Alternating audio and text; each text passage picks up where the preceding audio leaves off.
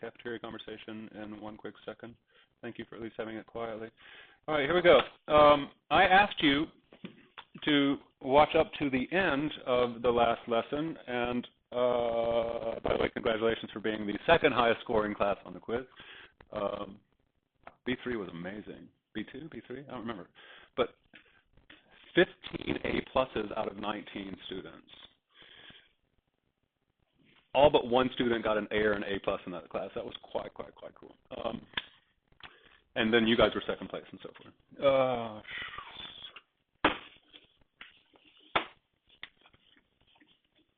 Where I left off was this.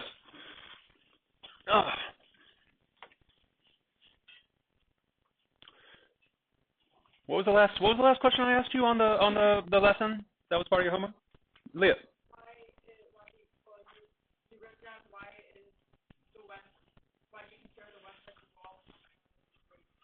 Western language. Alphabet. Why is the alphabet a wall and the pictographic writing system a bridge? I am assuming that you, after all, yes, I'm seeing Taka nod his head. So those of you who did the thinking and did the observing and so forth, what answers do you have? Maybe this, maybe that. Is it?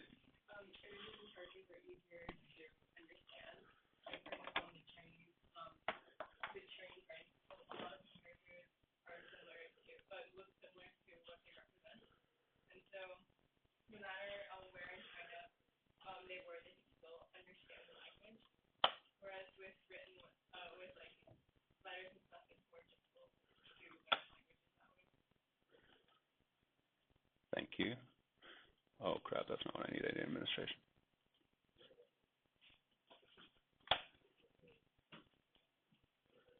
How many of you in here are studying Mandarin?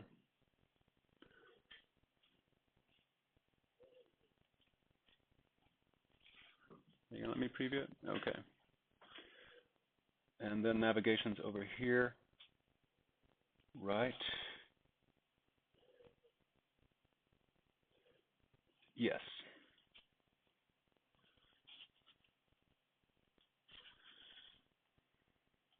Did you get my Humpty Dumpty metaphor? What are the two Humpty Dumptys? I'm going to start giving quizzes to you when you walk in the door. If I'm met with this kind of silence, like I don't speak English or hear your questions, lower your screen. You don't need it. What are the two Humpty Dumptys? China and Europe. Which Humpty Dumpty could put itself back together again? And both of them did fall, and both of them did break into pieces. The Roman Empire broke into pieces, and it never could, although Charlemagne in 800, all these people tried to make Europe one state again, like it had been for 500 years in the Roman Empire. They tried and tried and tried, and they never could. And there are now today 40-odd states in Europe. Over 20 states in Europe, over 30 states, whatever. China went through 400 years itself after the Han Dynasty fell, the POD, the period of disunity, right? There was no China. There was a bunch of little fragmented states, this broken Humpty Dumpty. China could put itself back together again, and there's one China today. Now, it's not like Europe didn't want to be one Europe again, but it couldn't. Every time they tried, they failed, and they're still failing, and the European Union is even looking shaky. They can't even be economically unified. And so my argument is interesting. Script, just the random bubbling up in the Chinese system of the use of pictures as a communication script, bridged China into many languages that can read one script. Whereas the alphabet walled many languages from other languages in Europe. Who can tell me how, if you were me, you would try to teach that through like an example? I'm going to give you 45 seconds. I'm going to give you a minute and a half to look at yourselves, talk amongst yourselves, make sure that you understand the argument. If you don't, ask your neighbor, do you get what the hell he's saying? And see if you do. And then if you were to teach it to, say, 5th graders, how would you teach that the alphabet actually keeps Europeans from being one culture, because they speak over 20 languages there, but the pictographs allow China to be one culture when they speak over 20 languages there too? Go. Minute and a half. How would you teach it to 5th graders?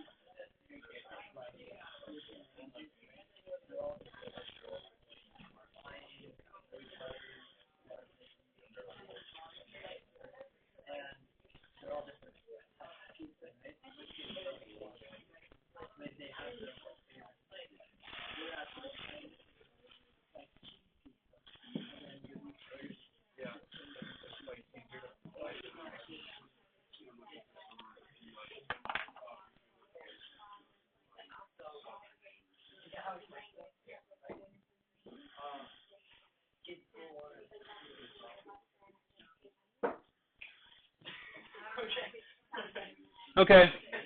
How would you teach it? How would you teach it? How would you teach it? Who's got a good, like, this is how I would teach it? Oh. Okay, sort of an idea. Okay, so for Europe, it's kind of like, okay, we're going to use pizza, right? So there's like wheat lovers, there's Hawaiian, there's all these other types of pizzas, right? So these represent like the different languages in Europe. And kids don't want to, I mean, they don't all like all these pizzas, right? They all have certain favorites and stuff.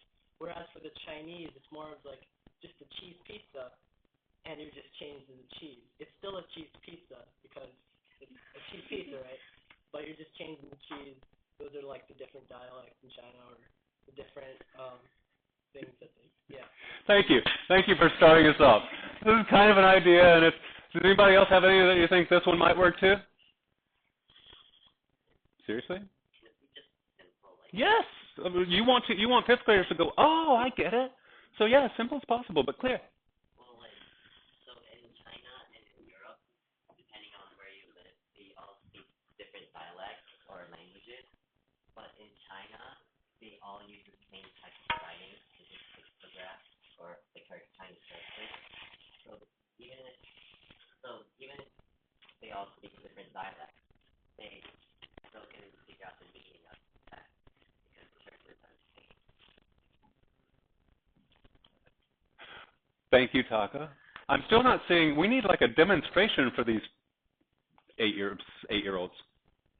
Kind of piggybacking off of that, they're all writing English, but they're speaking French, they're speaking German, but they're all writing the same language. I'm getting there. Yeah, piggybacking, yeah, Izzy? I was just going to explain the Chinese as it's like, you're in America, and so everyone there writes in English. You can comprehend like the written English language. But wherever you go, everyone has like a different accent. Like you have a Boston accent, a Southern accent, which might be, when you're talking to them, it might be a bit confusing. But once they write it out and you read it in a book or online, everyone in America can talk. Okay. All right. Open your laptops for a second and go to Google Translate.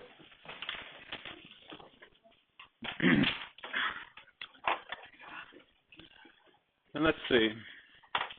While you're going there, I'm just going to do a quick all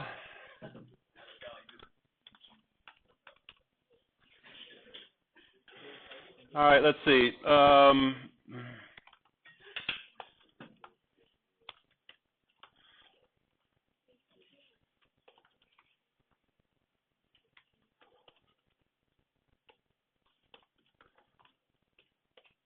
Give me other languages. Let me make this bigger for you. Give me, well, no. They've got to be alphabetic languages, European languages. Give me other European languages that use the Roman alphabet. So that cannot be the Cyrillic alphabet of the Russians, for example. Okay, thank you. English, yeah. Hungarian. Thank you. Polish. Portuguese. Romanian, that's a Romance language. Thank you. What else?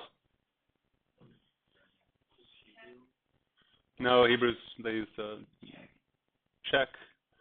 Okay, we'll try Czech. Yeah. Italian, French, do we have Swiss?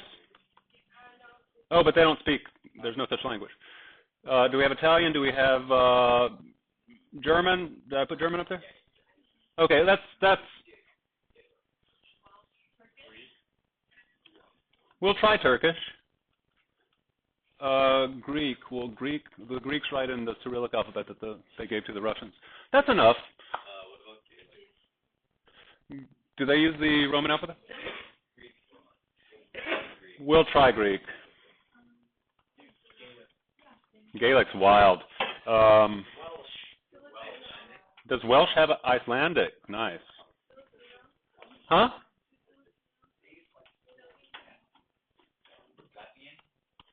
Latvian?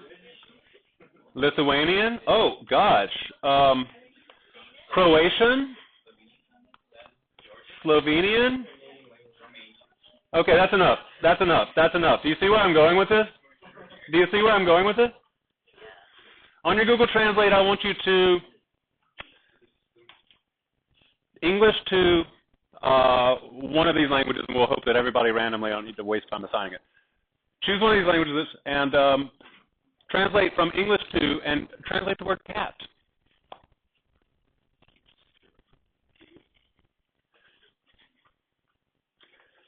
Spanish, what's cat? What, G-A-T-O? Okay, French, what's cat? Chat, right? C-H-A-T? Italian, what's cat? Gatto. Huh? Spell it. K-A-T-Z. Katze, okay. Dutch? Okay, what? You yell it out, I'll type it. K-A-T. No. Yeah. Dude, for Dutch? Yeah. Okay. Okay. Give me a language and another spelling. Icelandic. K-O-T-T-U-R. Icelandic. K-O-T-T-E-R? The umlaut. Ye old umlaut. Watch this. Watch this, you who don't know how to use technology. You hold down the key long enough, and it gives you an option for all of the different... Okay, what else? It's you-are. Okay, good. Turkish. What do we got? Okay. Welsh? Okay. Screw the Welsh. That's English. Latvian, what do we got? K-A-K-I-S. K-A-K-I-S. Well, of course it's a caucus. Okay. Thomas? Hungarian is M-A-C-S-K-A. Ah, yes, that's M-A-C-S-K-A. Lovely. Lovely alphabetic train wreck. Victoria? Croatian, Maka is M-A-C-K-A. M-A-C-K? M-A-C-K-A. Of course it's a Machka. Okay, whatever. All right, Slovenian, anybody? How about Lithuanian? Lithuanian is K-A-T-U with an accent. You could do Somali as well. No, I don't want to. With which accent? 6, 1 dot? Okay, whatever. All right, that's enough. A Hungarian writes, I want a cat. And so it's like, I want a Maxka. And they give it to somebody whose word for cat is Kurtur. And so they're just like, they know the alphabet, so they can read Machka.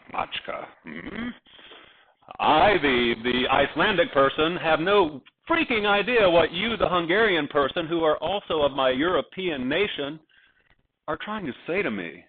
Because all you're doing is giving me what linguists call barking at text. Alphabets are phonetic. I can make the sounds like a dog barking at the sounds. I'm barking at text. I have no idea of the meaning of it, right? And so alphabets allow communication within languages, and they wall off those languages from other alphabetic using language groups. So Europe cannot talk to each other in writing. I remind you that China has as many different language families as Europe, but when they're talking about a cat, they're basically doing that.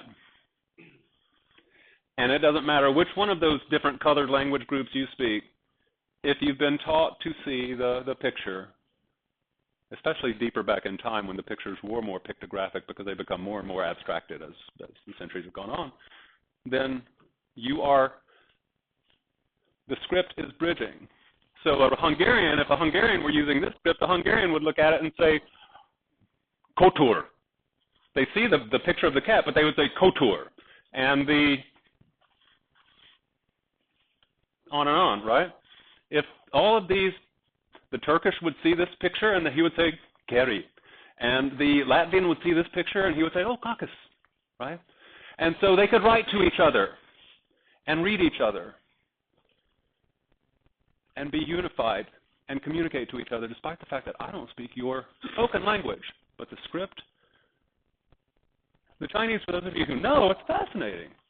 Because Chinese is such a frustratingly crazy language, syllabic, so you've got like, you know, the famous ma, which can mean 500 different things depending on which tone, some of them very scandalous, and you don't want to say F you when you're trying to say, how's your mother, you know. So the Chinese will actually like go, do you mean this one or this one? They'll have what are called brush conversations, where they're actually like drawing the character as if this is a calligraphy brush on their palm to clarify which sound we're talking about here, right? Shanghainese are infamous, are they not? It's like it's so hard to understand the Shanghainese dialect. People go to Shanghai, and the Shanghainese speak such a radically different dialect that non-Shanghainese can't really understand what these damn Shanghainese are saying. But they can still just do just fine in terms of like, you know, writing, reading, and all that sort of stuff because they all use the same script. Our focus here is the Shang dynasty. I just want you to realize that when you look at a Chinese restaurant menu, you're looking at something that the Shang dynasty gave China. Gosh. What do you think? The oracle bones, they're dated to 1250 BC. There are over 4,000 different characters on the oracle bones. We have hundreds of thousands of those damn bones buried in the ground. Hundreds of thousands. We haven't even finished translating them. 4,000 characters? How long do you think it took the Chinese to develop? If we found them on bones from the year 1250, how long do you think it took? How long do you think the Chinese were writing before 1250? The question here is, when did Chinese writing start? Because all we've got is like the earliest example we've found of Chinese writing. Did it start in 1250? Obviously not. How long do you think it started? It had been going on before these bones we found. As long as there were people there. As long as there were people there. You think 100,000 years they've been writing? Because remember our timeline at the beginning? Because that's when they had brains. No. We had brains. Anatomically modern humans. Get this straight, because it makes the world very interesting. For 100,000 years we've been like this. We've only been farming for the last 10,000. We've only had cities for the last 5,000. And been writing for the last 5,000. But the Chinese, we only go back to 3,200 years. Barely over 3,000 years. So, but how long does it take to develop 4,000 different pictographic characters, do you think? 2,000 years. You think it took them 2,000 years to make 4,000 characters? Well, yeah. I'm thinking you might have writing back in the mystical Shang. Let's see, okay. The answer is who knows, right? But many people say clearly it's going to take a good 100, 200, 300, 400 years to develop that large of a number of pictures that are in common use and everybody learns. So if our earliest Shang dynasty writing is 1200, they've probably been writing since at least 1500 BC, if not 2000 BC. Unfortunately, do you know what else the Chinese wrote on besides bones and turtles? You don't know. Paper, the Chinese did invent paper, but in the Han Dynasty.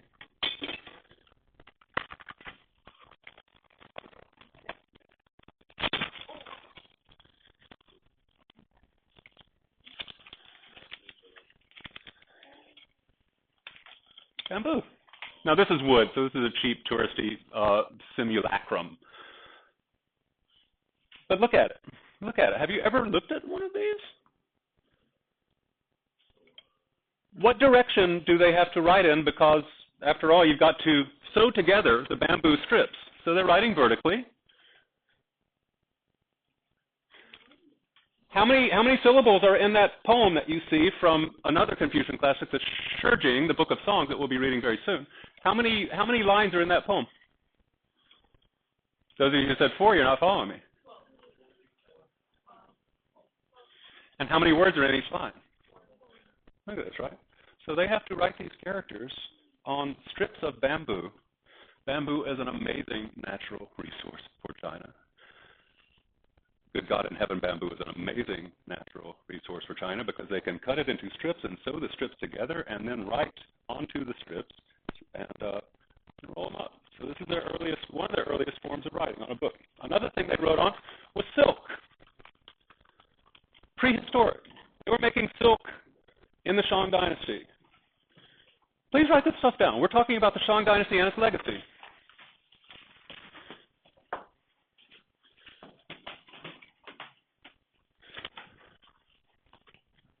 Well,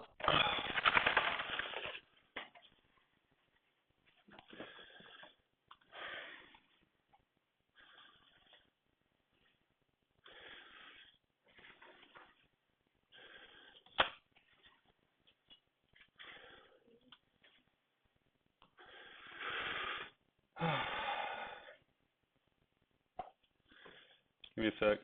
I lost a lot of information in my... Oh crap! Really? Sugar Sync trash? What? Huh. My computer fried, and that makes me very, very have a hard time. No. Okay, never mind. They wrote on bamboo. They wrote on silk.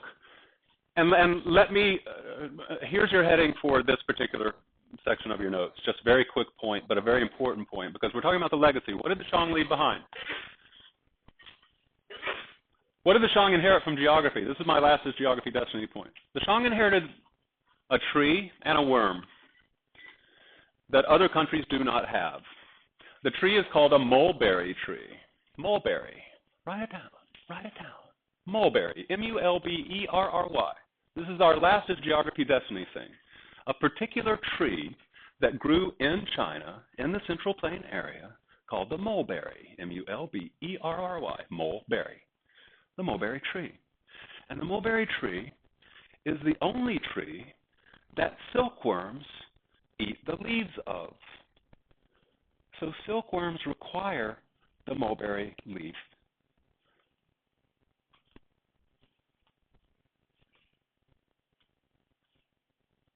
To make their cocoons on, these silkworms, in order to do whatever worms do when they make cocoons. The cocoons that the silkworms create literally on the mulberry leaves as they're chewing into the mulberry leaves and like doing whatever process it is that turns you into cocoon, those cocoons, when boiled, are silk threads. And one silk cocoon, one silkworm cocoon is one piece of silk thread, naturally made, that goes for kilometers. You take that silk thread from one cocoon this big, and you unwrap that thread, and it will go like 2 kilometers. And it's smaller than the size of just, the end joint on my thumb. But that is so fine, that silk thread. And it's so long and unbroken, and so incredibly strong. Silk is incredibly strong and beautiful. That the Chinese wrote on it. They made clothes out of it. They dressed, obviously, with it. And they were the only nation that had silk because it requires that natural resource. Is geography destiny? How many of you have seen gorgeous silk, just gorgeous silk, embroidered silk? I'm sorry, denim, cotton, they don't come close to it. It is the most beautiful fabric on this planet, by far.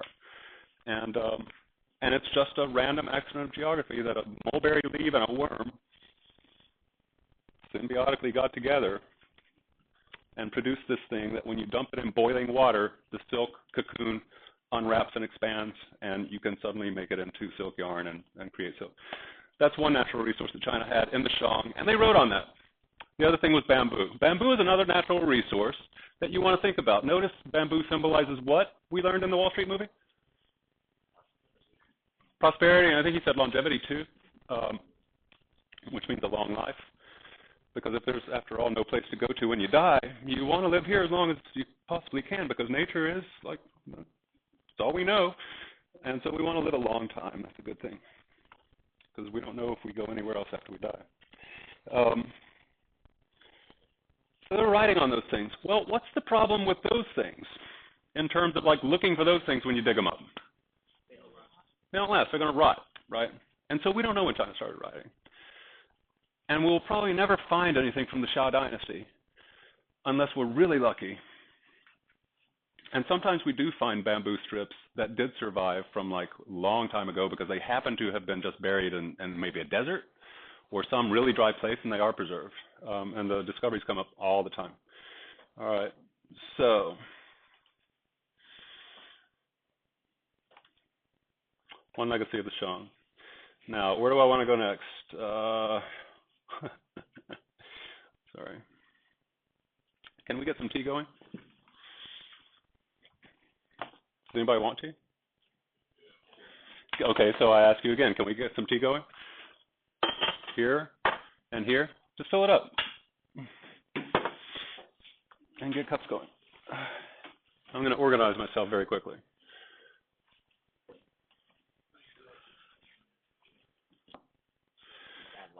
Yeah, just push that button. I would hold it higher, like under it, otherwise it's going to splash and burn you.